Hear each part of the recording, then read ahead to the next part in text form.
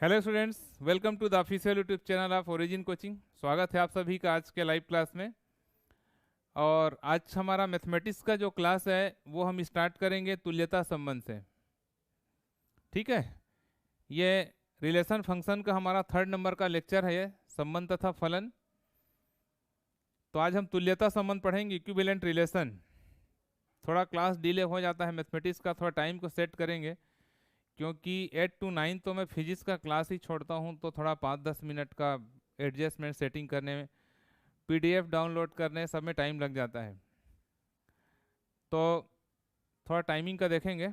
अच्छा, दूसरी इंपॉर्टेंट बात ये है कि मैंने हिंदी इंग्लिश मीडियम पर बात की थी लास्ट क्लास में, तो मैं सोच रहा हूँ कि इंग्लिश मीडियम के अपन अलग से क्लास लेंगे सेपरेट, क्योंकि कई बार मैं लास्ट ईयर भी इस प्रॉब्लम को फेस किया कि कई बार हिंदी के लेक्चर को इंग्लिश वाले उनको अजीब लगता है, और कई बार इंग्लिश में मैं ध्यान दूं तो हिंदी मीडियम वाले घबरा जाते हैं, तो ऐसा कुछ परेशानी होता है। फिजिक्स में तो हमने इंग्लिश और हिंदी मीडियम का अलग बैच ही बनाया हुआ है, तो यहाँ पर हम इस बार सोच रहे हैं कि मैथमेटिक्स का इंग्लिश मीडियम का क्लास अलग से लेंगे, उसको स्टार्ट करेंगे कुछ दिनों बाद। उसकी और हमारी एक नई प्लानिंग चल रही है, आपके साथ में शेयर करेंगे हम 2-4 दिन में। तो ये जो हमारा मैथमेटिक्स का क्लास है वो कंप्लीट हिंदी मीडियम में रहेगा, इसलिए जितने भी स्टूडेंट इंग्लिश मीडियम के भी क्लास में आते हैं वो सब चिंता मत करेंगे, उनके लिए मैं इंग्लिश मीडियम का सेपरेट क्लास लेके आऊँगा, क्योंकि कई बार मुझे भी परेशानी हो जाती है उसके लिए। ठीक है, ओके। नहीं, हिंदी मीडियम का क्लास तो बाइलिंगुअल रहेगा, मतलब ऐसा नहीं कि आपको मैं प्योर हिंदी में बताऊंगा, इंग्लिश तो टर्म यूज़ करूंगा ही मैं, लेकिन फिर भी एक्सप्लेनेशन। क्या आप लोग का क्या कहना है?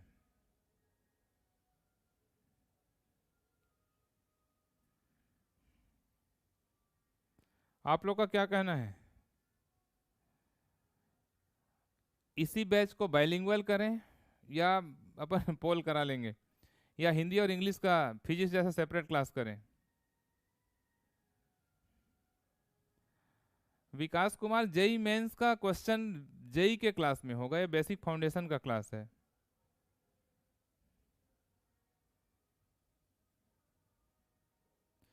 इसीलिए तो मैं बाइलिंगुअल पढ़ाता हूँ।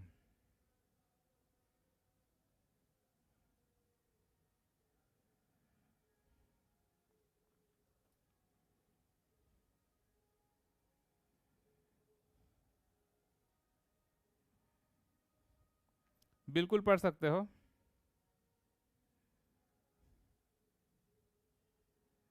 ठीक है, फिर देख रहा हूँ आपके कमेंट्स ही देख रहा हूँ मैं।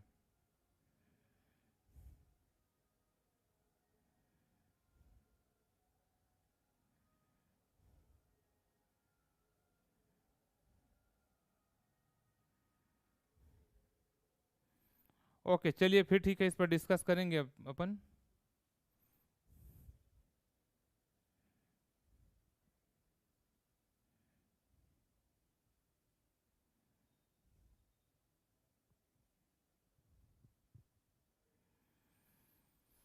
हम्म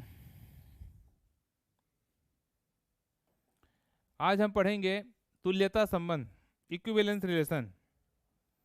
देखो, कल मैंने आपसे डिस्कस किया था कि ये जो इक्विवेलेंस रिलेशन है, तुल्यता संबंध, ये बहुत इंपॉर्टेंट है।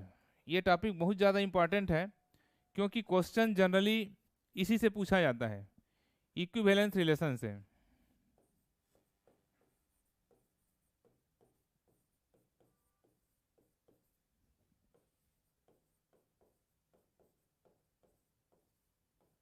किसी भी रिलेशन को हमको जनरली इक्विवेलेंस रिलेशन प्रूफ करने के लिए ही बोला जाता है।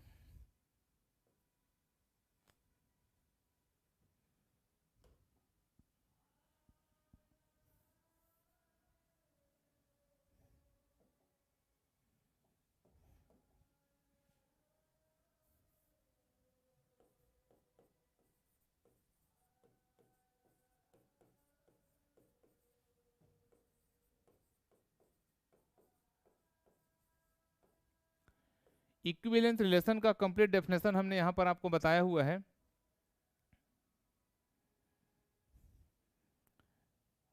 जहां पर डेफिनेशन में हमने लिखा हुआ है, देखो,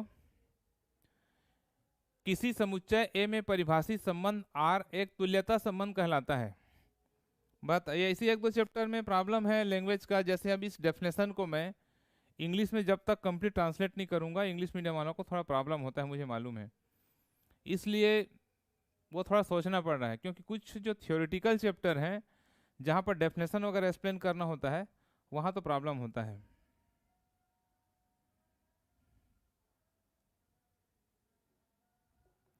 केमिस्ट्री का क्लास चल रहा है भाई, केमिस्ट्री का क्लास चल रहा है, आप लोग केमिस्ट्री का क्लास ज्वाइन करिए। किसी समुच्चय ए में परिभाषित संबंध आर एक तुल्यता संबंध कहलाता है यदि क्या हो, आर स्वतुल्य हो। मतलब ऐसा कोई रिलेशन, देखो पीछे इसके पहले वाले चैप्टर में हमने जो क्वेश्चन किया सेम टू सेम वही काम करना है, कुछ नया काम नहीं करना है, पूरे चैप्टर में एक ही काम करना है कि आपको रिलेशन को चेक करना है कि कौन कौन सा रिलेशन क्या है। इसके पहले वाले क्लास में हमने क्वेश्चन लिया और आपको बताया कि कुछ संबंध ऐसे थे जो स्वतुल्य थे तो सम्मित और संक्रामक नहीं थे, कुछ सम्मित और संक्रामक थे तो स्वतुल्य नहीं थे। तो 3-4 क्वेश्चन मैंने आपको अलग अलग टाइप का बताया था, जिसमें कुछ क्वेश्चन में कुछ प्रूफ करना था, कुछ क्वेश्चन में कुछ प्रूफ करना था। ठीक है, ये हमने प्रीवियस क्लास में देखा है। अब तुल्यता संबंध का मतलब क्या होता है, ऐसा रिलेशन जो तीनों हो, जो स्वतुल्य भी हो, सम्मित भी हो, संक्रामक भी हो। जब ये तीनों प्रॉपर्टी शो करता है तब हम इस तरह के रिलेशन को क्या कहते हैं, स्वतुल्य संबंध कहते हैं। जो सम्मित भी हो, स्वतुल्य भी हो, सम्मित भी हो और संक्रामक भी हो। तो जब यह तीनों तरह का रिलेशन शो करता है तो क्या कहलाता है, वो इक्विवेलेंस रिलेशन कहलाता है। ठीक है, चलिए तो अब इस पर हम कुछ क्वेश्चन करें तो आपको ये ढंग से समझ में आएगा कि किस तरह से हम क्वेश्चन को प्रूव करते हैं कि वह रिलेशन स्वतुल्य है, संक्रामक है।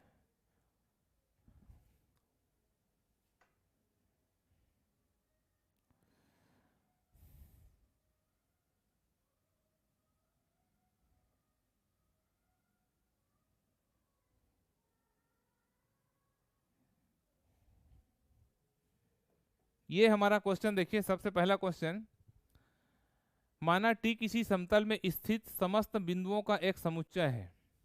माना टी किसी समतल में स्थित समस्त त्रिभुजों का एक समुच्चय है। माने एक समतल में बहुत से त्रिभुज हैं, उनका समुच्चय है। कौन? टी। समुच्चय टी में बहुत सारे एक तल में बहुत से त्रिभुज हैं, उनका समुच्चय है T. Are such that T1 T2 के सर्वांग सम है। मतलब ये रिलेशन क्या बताता है कि दो ट्राइंगल है अपने पास, ट्राइंगल 1 एंड ट्राइंगल 2, और दोनों क्या है, सर्वांग सम है। जब दोनों सर्वांग सम है तो इस कंडीशन में सिद्ध करना है कि आर एक तुल्यता संबंध रखता है। मतलब ये जो रिलेशन है वो तुल्यता संबंध रखता है, कहने का मतलब वह स्वतुल्य भी है, संक्रामक भी है, और सम्मित भी है और संक्रामक भी है। तो तीनों को हमको प्रूफ करना है। ठीक है, तो ये प्रूफ करने वाला क्वेश्चन है। यहाँ पर हम लिखेंगे प्रूफ, क्योंकि यहाँ पर हमको रिलेशन को तुल्यता संबंध प्रूफ करना है कि वह एक तुल्यता संबंध है, आर एक तुल्यता संबंध है। तो सबसे पहले हम किसको प्रूफ करेंगे? सबसे पहले हम इसके रिलेशन को प्रूफ करते हैं, किसको? स्वतुल्यता को। ठीक है, पहला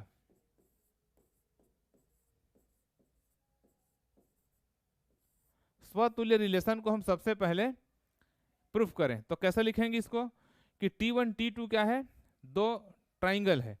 तो हमको मालूम है कि T1 belongs to T। T1 क्या है, किसी कोई एक त्रिभुज है, तो T1 बिलोंग्स टू T, मतलब T1 जो T समुच्चय दिया हुआ है, बहुत से त्रिभुजों का जो समुच्चय दिया है T1, उसमें एक त्रिभुज है, कोई भी एक त्रिभुज है। दैट इंप्लाइज, इसको हम क्या लिख सकते हैं कि T1 T1 belongs to R। T1 belongs to R कैसे लिख सकते हैं अपन? For every T1 belongs to T। क्यों लिख सकते हैं कि खुद तो खुद का सर्वांग सम होगा ना। आपने सर्वांग समता में पढ़ा हुआ है, 7th 8th क्लास में आपने पढ़ा होगा कि हर ट्राइंगल स्वयं का तो सर्वांग सम होगा ही।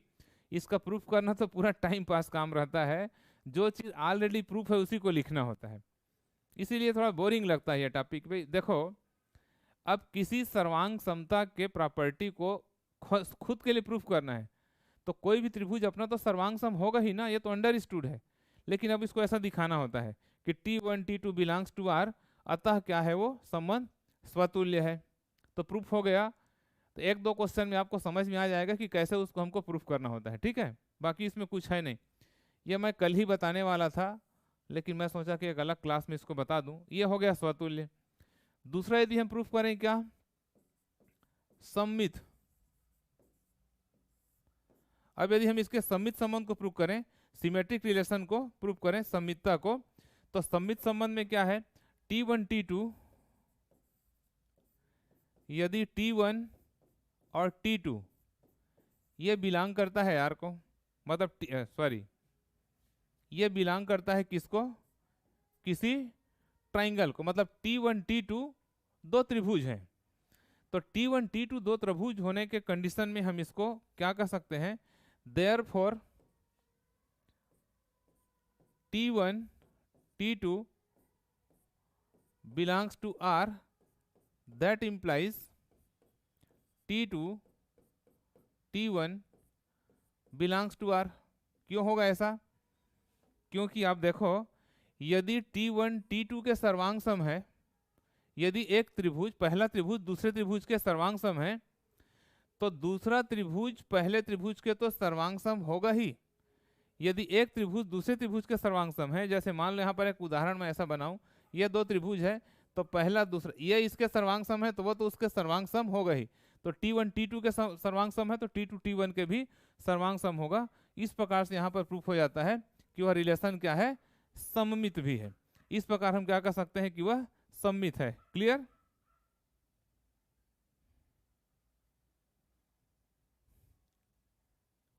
कोई प्रॉब्लम यहां तक? कुछ भी नहीं है इसमें, बस ऐसी शो करना होता है। इसके बाद देखो थर्ड, तीसरा संक्रामक। एनसीईआरटी का प्रॉब्लम है, और एक क्वेश्चन आता है एग्जाम में, ऐसा नहीं, ये क्वेश्चन आता है कि तुल्यता संबंध को प्रदर्शित करो, तो बस आपको लिखने का तरीका बस पता होना चाहिए। संक्रामक संबंध में हम क्या लिख सकते हैं, देखो, यदि T1 T2 T3 ये बिलोंग्स टू T, मतलब T1 T2 T3 किसी T समुच्चय के मेंबर हैं, उसके सदस्य हैं, बिलोंग करते हैं। और इस तरह से हम क्या लिख सकते हैं कि यदि T1 T2 belongs to R and T2 T3 belongs to R, therefore obviously T1 T3 belongs to R। क्यों क्यों हो जाएगा ये, चूंकि यहां पर आप देखो कि जब T1 T2 के सर्वांग सम है और T2 क्या है, T3 के सर्वांग सम है, जब पहला त्रिभुज दूसरे के सर्वांग सम है और दूसरा त्रिभुज तीसरे के सर्वांग सम है, तो तीसरा तो पहले के सर्वांग सम होगा ही, तब हम इसको क्या कर सकते हैं, T1 T3 belongs to R। तो ये क्या है, तुल्यता संबंध है। अतः तुल्यता संबंध है।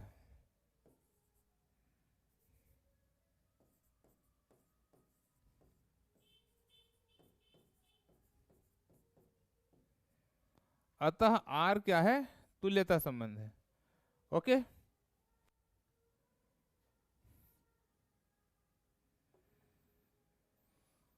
कोई प्रॉब्लम समझ में आ गया फिर ये आपको? आज ये कंप्लीट कर देते हैं, फिर कल से अपन फलन पढ़ेंगे। फलन थोड़ा समझाने का है, समझ में कुछ नहीं है।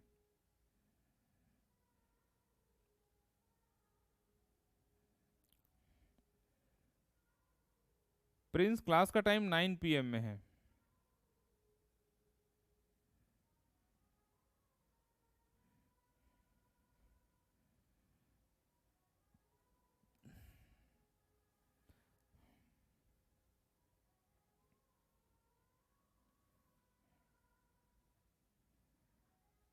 नेक्स्ट क्वेश्चन, अगला क्वेश्चन देखो,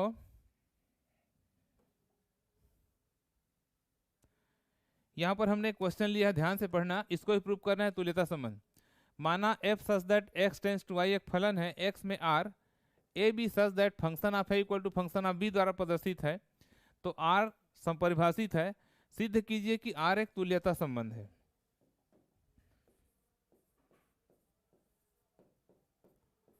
यहां पर देखो, चूंकि यहां पर r किस तरह से दिया है, चूंकि r A B such that इस प्रकार से है कि function of A equal to क्या है, फंक्शन ऑफ बी के, फंक्शन ऑफ बी के बराबर है, तो हमको ये प्रूव करना है कि यह संबंध क्या है, एक तुल्यता संबंध है। ठीक है, तो सबसे पहले हम देखें क्या, स्वतुल्य या स्वतुल्यता। तो स्वतुल्यता में देखो, चूंकि हमको पता है कि function of A equal to function of B है, दैट इंप्लाइज जब function of A function of B के बराबर है, दोनों फंक्शन आपस में बराबर है, तो दोनों को यदि ए लिख दिया जाए तो निश्चित रूप से फंक्शन ऑफ ए क्या हो जाएगा, फंक्शन ऑफ ए के बराबर हो जाएगा। तो function of A function of के ए के बराबर हो जाएगा, इसलिए क्या है, वो स्वतुल्य है। क्योंकि function of A function B आप बी के बराबर है, दोनों आपस में बराबर हैं, तो फंक्शन ऑफ ए तो फंक्शन ऑफ ए के बराबर हो गए। ठीक है, बस ऐसी क्वेश्चन तो है, और क्या है इसमें, और क्या करेंगे। इसके बाद देखो सम्मित, बहुत आसान है, इसमें क्वेश्चन कुछ भी नहीं है, आप सब क्वेश्चन अपने से बना सकते हो, ये टॉपिक ही ऐसा है।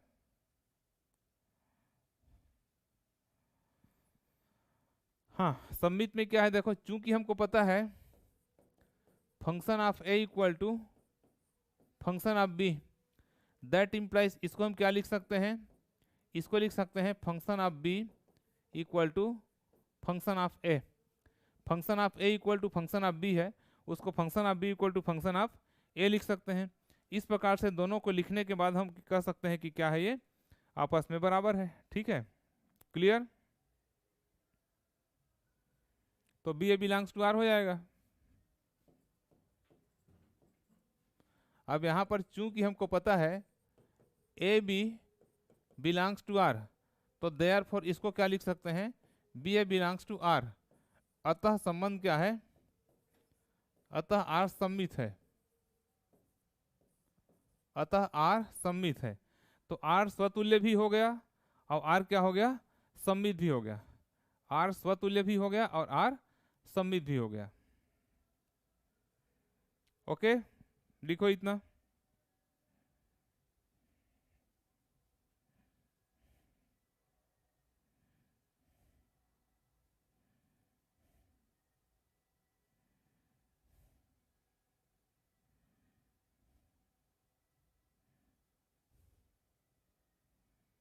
चलो अब हम देखें क्या, संक्रमक।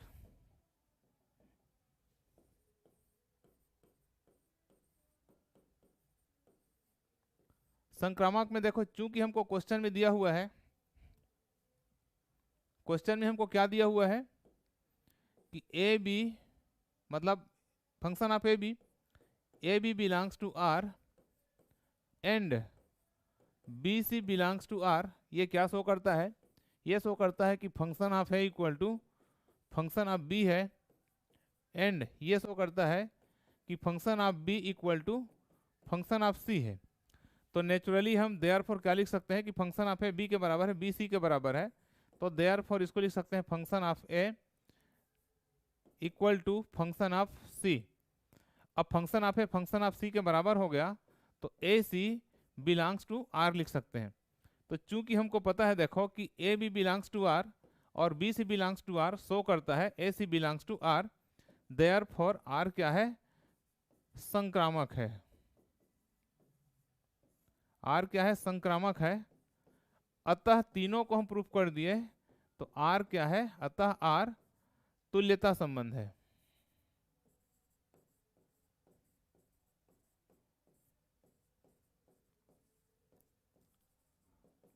तो बस इसी तरह के क्वेश्चन हैं, ये दोनों क्वेश्चन एनसीईआरटी के हैं और पूरे क्वेश्चन इसी तरह से बनेगा।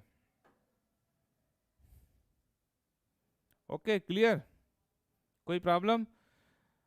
तो सबसे पहले आपको ओनली डेफिनेशन याद रहना चाहिए और उसके बाद उसी बात को बार बार लिखते रहो, उसी को स्वतुल्य में लिखो, उसी फिर सम्मित में लिखो, फिर उसी को संख्या, हर क्वेश्चन में वही वही काम करते रहो। बस इतनी बात ही सभी क्वेश्चन में दिखाते रहो तो वो प्रूफ हो जाता है। तो संबंध बहुत आसान है, इसमें कुछ नहीं है।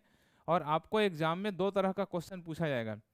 पहला तो ये पूछा जाएगा कि दिया गया, सिद्ध करो कि दिया गया संबंध सम्मित है परंतु संक्रामक और ये नहीं है, ये है परंतु ये नहीं है, ऐसा पूछा जाएगा। या दूसरा क्वेश्चन पूछा जाएगा आपको कि सिद्ध करो कि दिया गया संबंध तुल्यता संबंध रखता है। तो तुल्यता संबंध ज्यादा आसान रहता है, क्यों मालूम? क्योंकि हमको मालूम है कि एनी हाउ वो तीनों प्रॉपर्टी को प्रूफ करेगा ही। जब क्वेश्चन में ही बोल दिया है कि वो तुल्यता संबंध है तो हमको तो केवल दिखाना है ना। जब क्वेश्चन में उसने बोल दिया है कि तुल्यता संबंध ऑलरेडी है वो, तो हमको सिर्फ उसको शो करना है। तो शो करने में क्या प्रॉब्लम है? परिभाषा में याद रखना चाहिए कि ए बिलोंग्स टू आर हो तो स्वतुल्य है, A B belongs to R, b A belongs to R हो तो सम्मित है, और a B belongs to R, b C belongs to R हो, therefore a c belongs to R हो तो संक्रामक है। बस यही बात सारे क्वेश्चन में प्रूफ करना होता है। तो क्वेश्चन बाकी आप लोग कर लेना। कल से हम स्टार्ट करेंगे फलन। अब हमारा जो अगला चैप्टर होगा फलन होगा। फलन थोड़ा सा समझने का है, थोड़ा अलग स्टैंडर्ड है उसका, कुछ क्वेश्चन उसमें अच्छे हैं फलन में प्रूफ करने में, संबंध तो बहुत आसान है। तो कल से हम फलन पढ़ेंगे और ये दोनों टॉपिक कंप्लीट होने के बाद फिर प्रतिलोम त्रिकोणमिति पढ़ेंगे। वहाँ से फिर स्टूडेंट को एक फ्लो आता है मैथमेटिक्स पढ़ने में। हालांकि ये भी ऐसा नहीं है, सरल है, लेकिन बहुत ज़्यादा इसमें कुछ दिमाग लगाना नहीं होता, कुछ प्रूफ करना नहीं होता, इसलिए वैसे टाइम पास लगता है।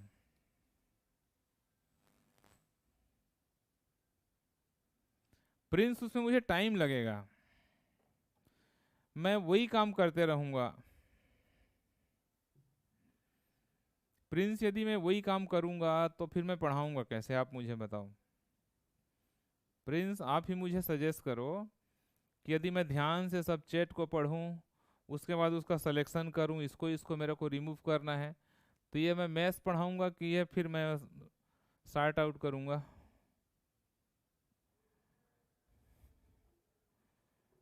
कैसे करूंगा बताओ?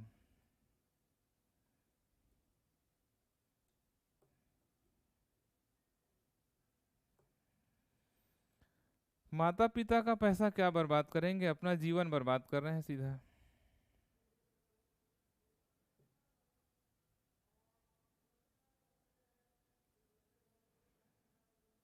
अपना जीवन बर्बाद करेंगे, माता पिता का क्या करेंगे, वो बेचारे तो।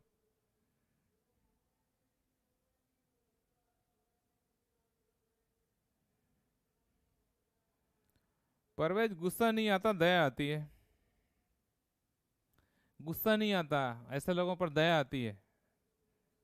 क्या गुस्सा करोगे? जो बर्बाद होते दिख रहे हैं उन पर गुस्सा क्या करोगे? दया आती है इन पर।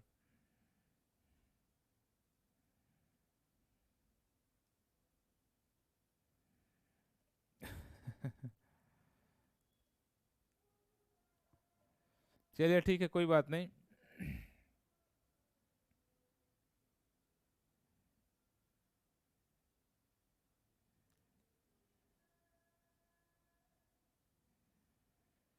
ठीक है, तो कल के क्लास में हम लोग फलन स्टार्ट करेंगे। ओके, फलन को बहुत अच्छे से आपको करना है, फलन बहुत इंपॉर्टेंट है। और उसके बाद तो फिर अपने को प्रतिलोम त्रिकोणमिति से फिर 12th क्लास के मैथमेटिक्स में बहुत फ्लो है। Okay, thank you so much.